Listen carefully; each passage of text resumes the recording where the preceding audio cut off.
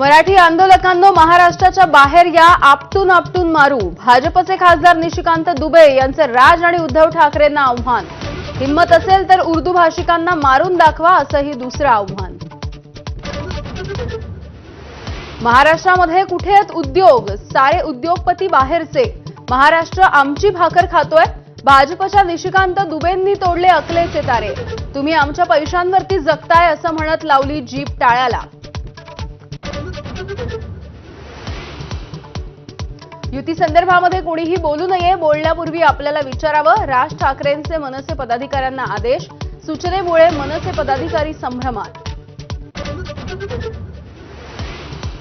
छत्रपती शिवाजी महाराज आणि शंभूराजांबद्दल वादग्रस्त विधान करणाऱ्या संजय गायकवाड यांचा अखेर माफीनामा. चौफेर टीकेच्या नंतर दिलगिरी व्यक्त.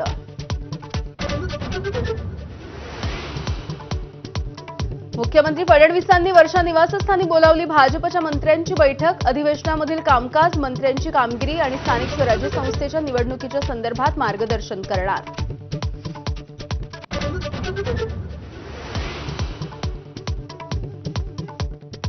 पुणे रेल्वे स्थानकासमोरील महात्मा गांधीजींच्या पुतळ्याची विटंबना करण्याचा प्रयत्न. सूरज शुक्ला नावाचा माथेफिरूला अटक.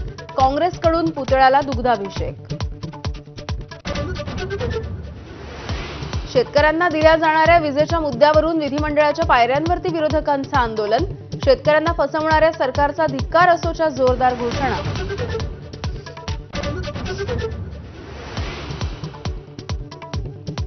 छत्रपती संभाजीनगरमध्ये शाळा आणि आरोग्य केंद्राच्या बांधकामात गैरव्यवहार झाल्याची मंत्री जयकुमार गोरेंची कबुली. काम न होताच 2,44,00,000 बिलं काढल्याचंही समोर.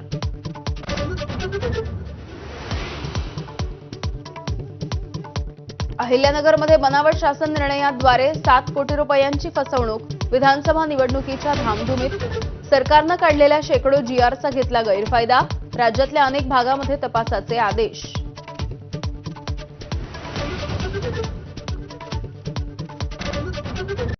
Headlines brought to you by Chitale Bandhu. ब्रेकनंतर तुम्हा सगळ्यांचं बुलेटिनमध्ये पुन्हा एकदा स्वागत.